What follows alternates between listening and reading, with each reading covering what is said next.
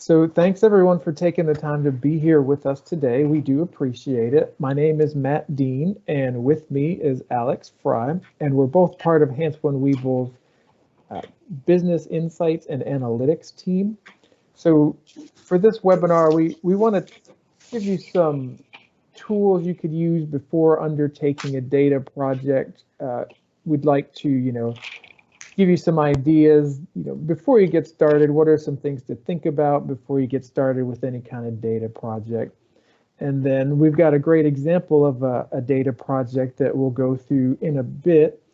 But really just to give you some ideas for, how you can use data to improve your organization. What are some ways you can use that data you already have or capture new data to make some improvements to your organization? Alex, if you want to flip to the next slide. Sure. So I know you came to hear about making data-driven decisions, but before we get into that, I think it's really important that you identify, is there a problem you're trying to tackle? Is there some improvement you want to make to your business? So start with the end in mind before you undertake any kind of data project at your organization. Really, you can take any kind of information you have, any kind of data, and turn that into some kind of graph or report. But what you don't want is to take a lot of your time putting together some kind of report that ends up just being something nobody looks at, or it looks nice, but doesn't really drive you in the direction you want to go. So to help with this, we've got a quick exercise here to help you come up with some ideas. So imagine you had a magic wand, and with that magic wand, you had unlimited wishes to make improvements to your business. So say you had a magic wand, what improvements would you make to your organization? So feel free to start writing down some ideas, some things you think about, what direction you want to take your organization. Also feel free to chat in any ideas. We'd be interested to hear what you're thinking, what kind of improvements you'd like to make. You can do this exercise alone. It tends to work a little better if you're with a team. You've got other people there to give you some extra insight, and also, if your team's involved with that process early on, you'll have some more buy-in at the end when decisions are made. So this magic wand tool, this is a brainstorming exercise. So, when people throw out ideas, write down their ideas, and don't worry about costs or any other barriers to these ideas, because you're just trying to get, again, it's a magic wand, so you don't have to worry about costs or anything like that. So, you may wish that all your customers pay on time. Your wish could be you wish you could increase sales. You wish your customers were more satisfied. You wish you didn't spend so much money on some particular area, something like that. So again, go ahead and record all the responses of people, write down your ideas. And then once you feel like you've got a pretty good list of ideas, and once you spent some time on it, you can narrow that down to your top 2 or 3 ideas that you think will give you the most benefit. And then those will be your goals. That's what you want to work on. And then you could use that to inform what your data project could be. So it's really linking up your data, what data project you have in mind, to what your goals are for your organization. So I will have a handout on this that we'll provide to you after the training that you can take back to your organization and use that to get some people together, I guess on Teams or Zoom, get them together and come up with a few ideas to improve your organization. So again, keep thinking about it throughout the presentation. We'll keep coming back to this, making sure you have a goal in mind. So again, feel free to chat in any ideas. So here I'm going to turn it over to Alex, and she's going to talk a little more about data. Thanks, Matt. So on this slide, we just have one graphic showing data turning into action. And the reason why it's the only thing on this slide that we have is because it visualizes one of the key points that we really want to make during this presentation.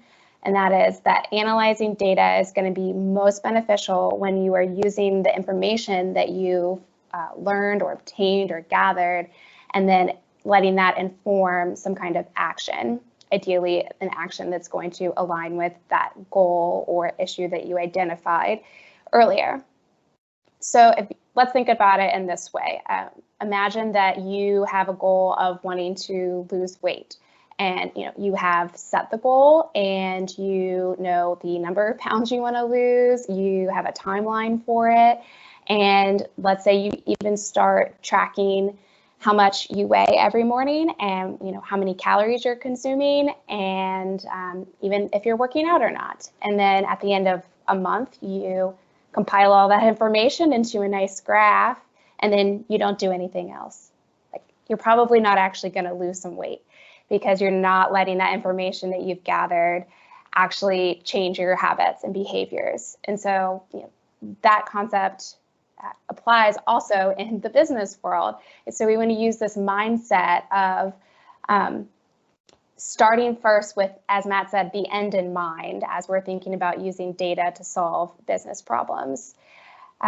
Data is going to be really helpful. It can help you determine what the best course of action is for reaching that goal, or maybe even uncover an underlying cause of a certain problem that you didn't even consider first. But you do have to then take what you've learned and then put it into action. Otherwise, you're just monitoring, and that's not really going to give you any benefits. So once you have your goal or issue, then you can take a step back and figure out what information that you actually are going to need in order to solve that problem. And so I will let Matt now talk about gathering the data that we will need. Awesome. Thanks, Alex. Yeah, so once you've got your goal in mind, what data project you want to undertake, you have to consider what data you need to be able to measure. What do you want to measure to make sure you're achieving progress towards that goal? Data can be a barrier for a good data project for some organizations. If you don't have relevant data towards your decision, you can't really make a data-driven decision. So it's really important that you do have the data. And if you don't have the data that you need, now's a good time to start capturing that data. So say, for example, you want to increase your customer satisfaction. Well, what do you need for that? Maybe you could do a customer survey, rate of return, how often do customers come back and buy from you? How long have they been a customer if they've been a long-time customer? If you're looking at faster turnaround time on sales, you need to know how long it takes from when you get an order in to when the order is shipped or makes it to the customer. For a nonprofit, you might be interested in which of your fundraising methods are most successful. So maybe you can somehow track that data to see which ones are get the best response from donors. You may find that your mailings out to donors with fundraising appeals aren't working as well as you thought, so you may change that approach to try to generate some more contributions from your donors. Data really can come from a lot of different sources. I think one of the first places people look for data is in their accounting records. Which is a great start. There's a lot of good data there about your sales and when you make the seasonality of your revenue, that would be apparent in your accounting records. What you're spending money on, of course, would be in there too. But there's other opportunities to bring in data for a data project. If you've got a workflow management software, you could bring in that data to see where your work products are moving around. So we've got a pretty sophisticated workflow management software here at Hantzmon Wiebel that tracks where all the tax returns and financial statements are. So that could be something you could bring in. If you got company trucks, maybe they've got GPS tracking on them. There could be a way to get that GPS data and see what routes they're taking, if there's any way to improve that. Donor databases is another place you could get information. probably a lot of nonprofits are doing this to a point already, seeing, obviously, you know which your largest donors are, but see if there's ones that give every year, and if there's a way you can, you know, get them to increase their donations, or whatever you're trying to do. So where data really becomes more powerful is if you're pulling in multiple data sources and then identifying the relationships between those. So a single data point may not tell you a whole lot. So if you want to see how your company is doing, you could look at your financial statements. Obviously, there's a lot of good information there. It'll tell you, you know, your revenue, expenses, and then your net income.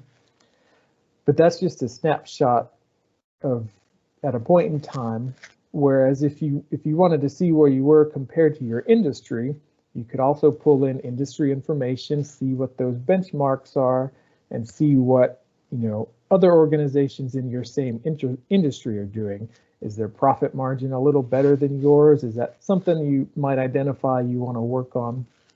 So pulling in the data from different sources really can give you some insights. You can get really creative with this too. There's, you know, you could take your sales history and then get a data dump, I guess, from a weather website, weather.gov or something, and compare your sales trends to the weather data and see if you can identify any patterns there. And maybe you'll see that on the rainy days, you don't sell as much as on the bright and sunny days. Depends on your industry, of course. And once you have that information, you can use that to inform some future action. So you could always pull in the predicted weather data, the weather forecast, and if you see the whole week's going to be rainy, maybe you don't spend as much time and schedule as many people to work if you don't expect to be as busy. So that, of course, is only as good as the weather forecast, because I'm sure we have all, like the snow today, they said we would get a little snow, and I'm always, I guess, a snow pessimist. I'm like, we're not going to get any snow. And then I woke up and there was a little bit, not too much. One case study I read about was a water utility company that used data to help reduce the amount of water lost through water leaks and issues like that. So they took their customers' usage data and set it up so they could get an average, you know, what they usually use every month. And then if the customer had a continued spike in their water usage, you know, it had to be continued at not just 1 month, maybe they filled up their pool or whatever, but a continued spike in their usage, they would contact that customer and recommend they have a tech come out and check for leaks. So they were able to really significantly reduce the water loss, and then also those surprise bills to customers who didn't know they had a leak, but, you know, it was on their property, so it's their responsibility. So you can do, you know, data comes from a lot of places. So if you've got an idea for a data project, one step is to make sure you're capturing that. And if you're not, you can begin capturing it. So I think up next, Alex has a great example of a data visualization for us. Yes, I do. So I'm going to pull that onto the screen.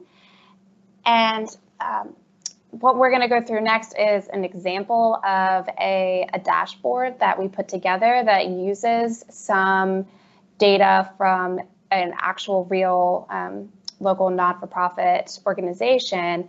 I have kind of come up with my own sample business problems to go through, but the actual underlying data is real. And even though it is a not-for-profit entity, pretty much all of these things that we're going to talk about and go over could very easily translate to for-profit businesses, and I'll kind of highlight some ways of, you know, this could easily be that as we go through. Before we really start looking at it, though, I just want to show everybody what the source data underneath all of this looks like, and it's, as you can see, just one kind of big Excel file with lots and lots of numbers. It's got a ton of columns in addition to a ton of rows. It's not really easy to visualize anything from this, and it's also way more information than they actually need to solve these problems that we're going to be talking about. And it can seem like a good thing to have a lot of data, but it can actually be overwhelming if it's not related to what you're actually interested in tracking or looking at.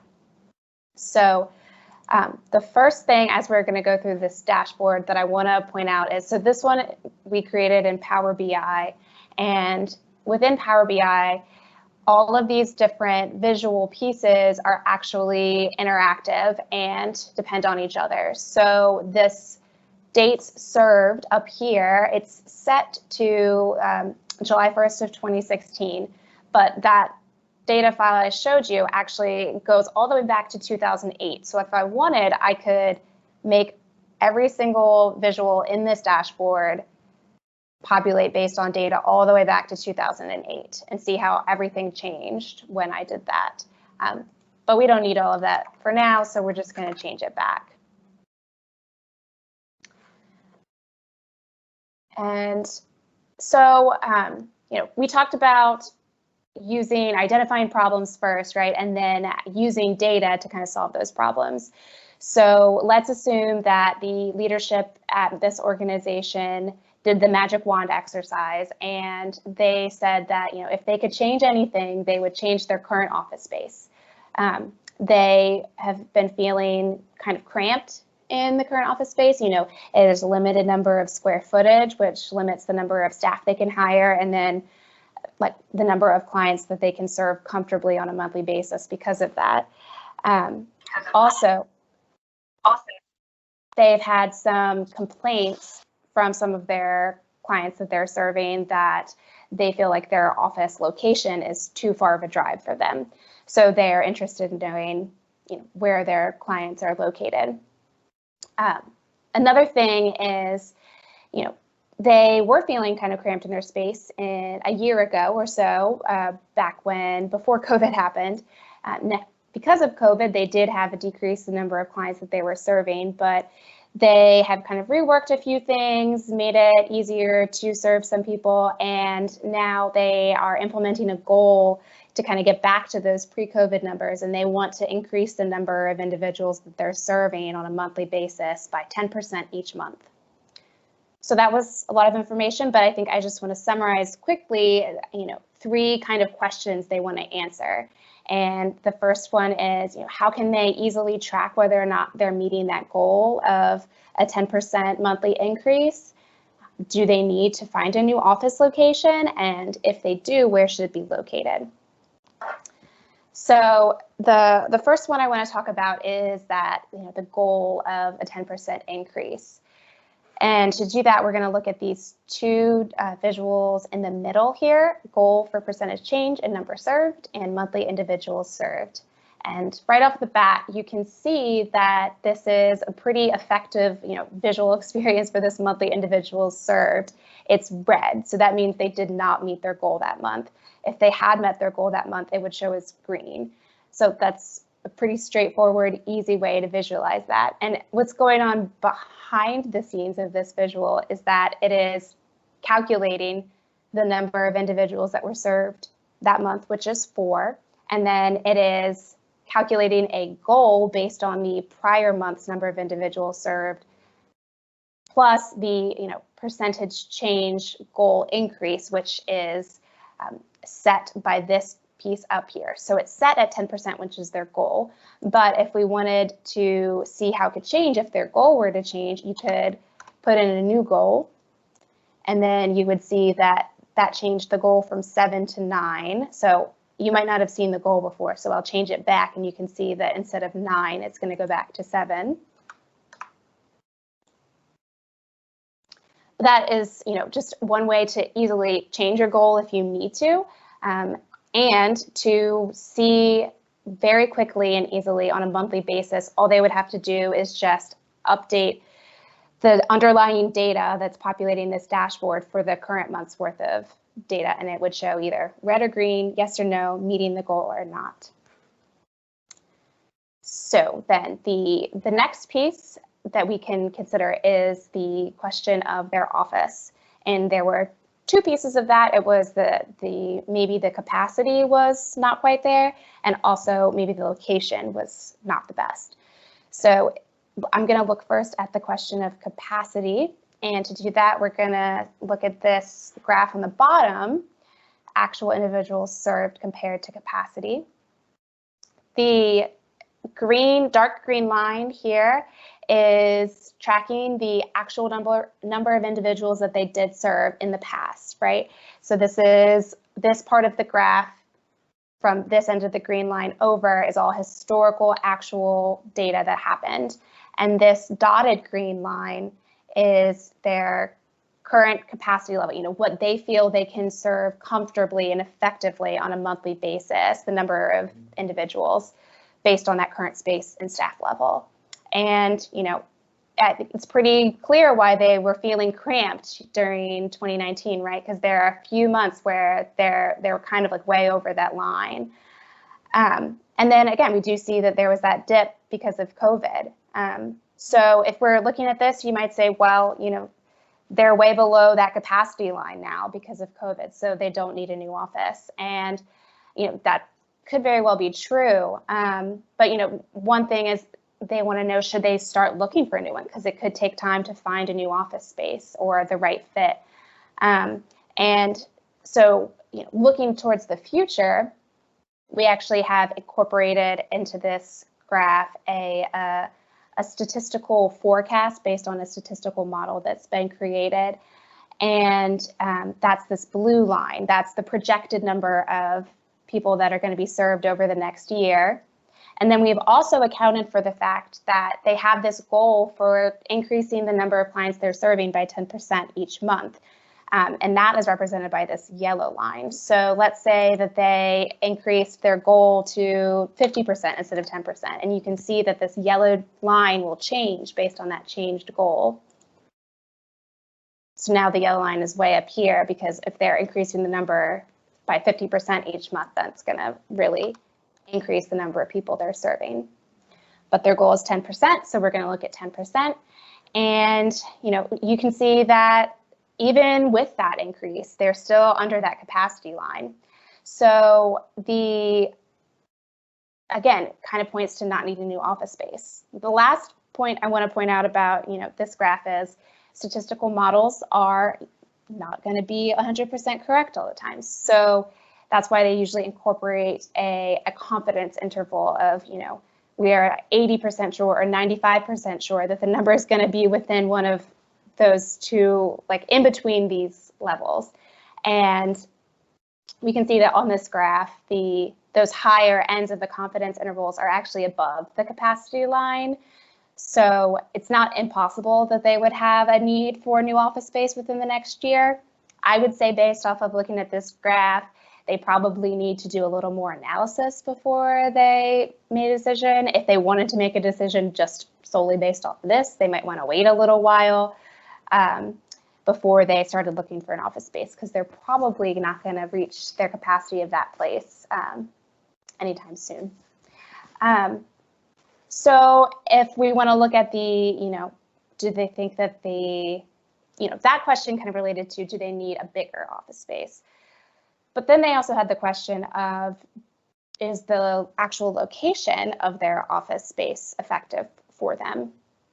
And to look at that question, we're going to use these two visuals on the right side, this map up at the top and then this scatter plot at the bottom. So the map up at this top is, I don't know if you will recognize it, but it's actually a map of Charlottesville's right here in the middle. And then we have Stanton over here, Richmond over here. So this is all of these areas that are shaded in are zip codes. And the darker the color, the higher concentration of individuals that have been served within that zip code. So, it's very clear just from looking that these three are the darkest color, and that's kind of the greater Charlottesville area. It's 22901, 22902, and 22903. And their office location is currently in 22903. So, again, just looking at this, it seems like they probably have a good office location for their makeup of their clients that they're serving. You know, but one thing I do want to point out is that this graphic, it's showing the total number of individuals served, and it's not accounting for trends and changes over time. So that's why we have incorporated also the scatter plot, which is going to be showing changes over time. And the bigger the dot, the higher the number of people served in that location. So let's, for example, take a look at 22901, which is one of their highest concentrated number of zip codes where they're serving people.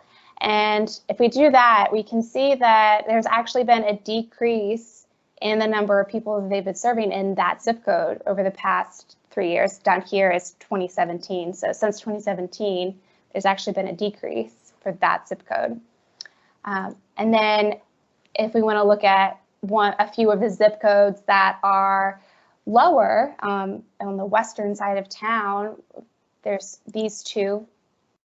For example, this is 22932, and then this one's going to be 22940, I believe. We can see that since 2017, there's actually been some increases in those zip codes. And, you know, taking into account that that's still a small number of people that they're serving in comparison to the total.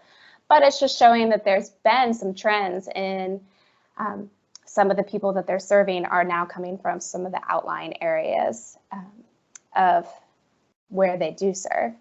And so, you know, looking at this, one option could be, since they thought they didn't really actually need to increase their space in that current location, maybe they would open up a smaller location in that one of those western zip codes and keep that current space, and then they could have even a little more breathing room as they grow. Again, it's just one option. This is kind of a very high level look at it. I wouldn't recommend actually making a decision based on just this level of analysis, but there's lots of other things they would need to consider. So for example, one of those would be let's say they know that they serve a few people whose primary language is Spanish, and maybe it's not a large percentage. We can see that the number of individuals speaking with limited English is pretty small compared to the total, but they want to make sure that they can serve those people effectively. And let's say they have one staff member currently who actually speaks fluent Spanish. So if they were looking at splitting offices, they would want to make sure that the person who speaks Spanish is in an office location that's going to allow them to serve the most people who speak their that limited English. And so we could easily just click on Spanish, people whose primary language is Spanish, and that's going to show us where those people are from that are being served. And it is very evident that they're mostly in that current concentration where that current office location is. So if they did decide they were going to switch offices, that person should probably stay in that office. So again, lots of other things they could look at and should look at if they were really trying to do an analysis like this, but this is just kind of gives a high level overview of what the general process is and how you would go about doing that. So that's it for my explanation of the dashboard. If anybody has any questions, we can talk about it. Now feel free to unmute if you have any questions, or if you don't want to unmute, there's a chat feature also. There should be a little chat button at the top of your screen if you want to chat in any question. Or you can always feel free to contact us later if you come up with some questions later on. This is Joe. Are we using this data analytics to find our new office spaces? I'm not sure. I think it will be a good process, right? Because this is Alex put together a good analysis here.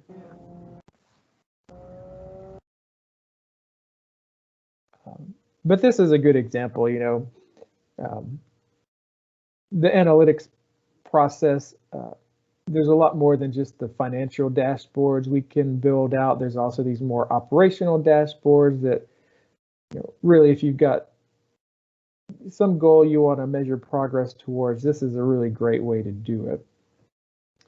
So I guess, Alex, if you could open up the flow chart, Sure if thing. you have that open.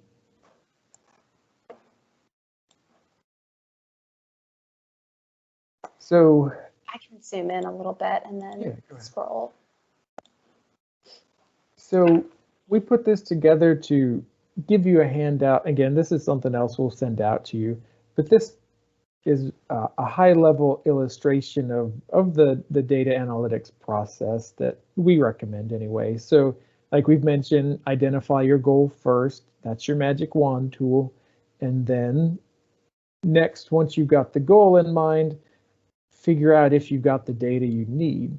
If you don't have the data you need, you'll have to come up with a way to start capturing it, recording it, and then evaluate the methods for capturing data. What's the best way to find it? And then once you have the data, it's really a continual process to evaluate the data, see where you are currently, and then what steps you need to take to make progress towards whatever your goals are.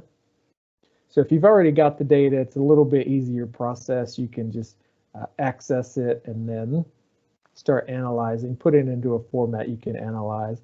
Like Alex showed us, if a Power BI dashboard that's well built out is a much easier way to look at trends and different information than just having that Excel file. I don't know that I would get a whole lot of just scrolling through that Excel file. So I think that was a great example.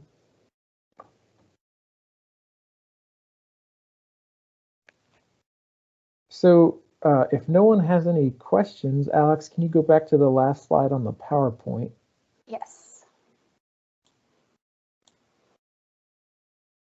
So if no one has any questions, that's really all we had for today. So we really appreciate you all taking the time to join us today. And like I said, we'll have this recording we'll send out, and we've got a couple of handouts we'll send out. And if you got questions, like I said, afterwards, if you think of something, you've got an idea, or you want us to help you build out a dashboard or something along those lines, feel free to get in touch with us. Either Alex or I can help you out. We'd be happy to talk to you if you've got an idea, or just want to talk about the data analytics process. Just please feel free to reach out.